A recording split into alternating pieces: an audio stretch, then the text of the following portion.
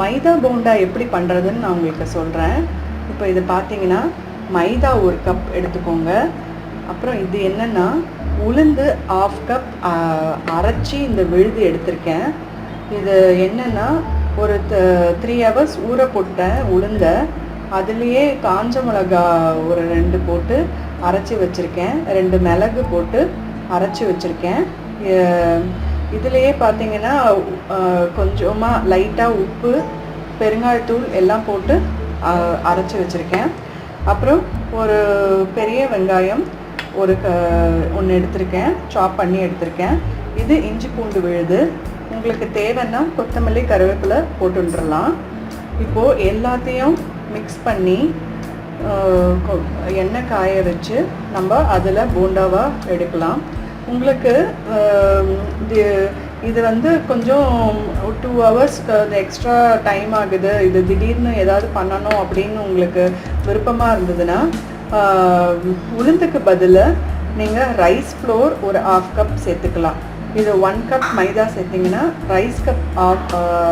Rice floor வந்து 1/2 cup சேர்த்துக்கலாம். அப்படி ரைஸ் ஃப்ளோர் உங்கள்கிட்ட இல்லைன்னா நீங்கள் ரவை கூட சேர்த்து போண்டா பண்ணலாம்.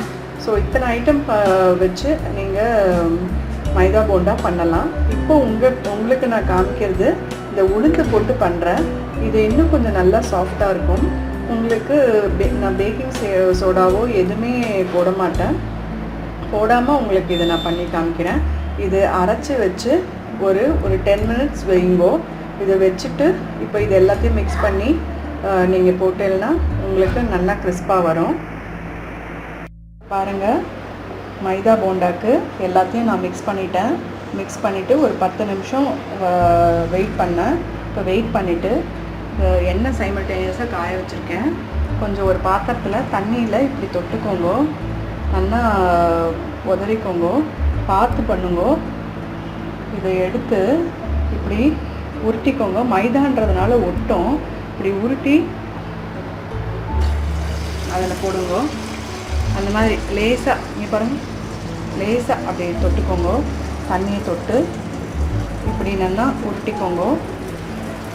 உருட்டிண்டு இப்படி போடுங்க. அந்த மாதிரி ஒவ்வொரு போண்டாவாக நம்ம போடலாம். எண்ணெயும் காஞ்சிருச்சு.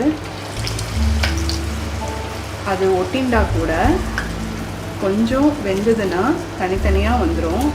ஒன்றும் அதில் இது பண்ணிக்க வேண்டாம். நீங்கள்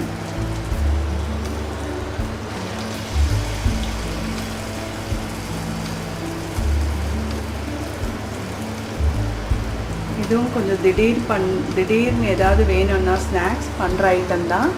அப்படி உளுந்து ஊற வைக்க டைம் இல்லைன்னா ரவா ஒரு 1/2 கப் எடுத்துக்கலாம். அப்படி இல்லைன்னா ஒரு 1/2 கப் ரைஸ் ஃப்ளோர் எடுத்துக்கலாம். ட்ரை பண்ணி பாருங்க. இது நல்லா வேகட்டும். வெந்ததும் கொஞ்சம் லைட்டாக திருப்பி போட்டு நல்லா வேக வைக்கலாம்.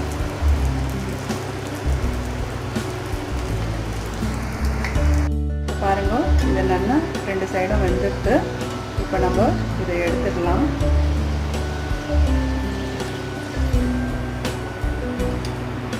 இப்போது மைதா போண்டா ரெடி ஆயிடுச்சு. நீங்களும் பண்ணி பார்த்துட்டு உங்களுடைய ரிவ்யூஸ் எனக்கு கொடுங்க. தேங்க்யூ.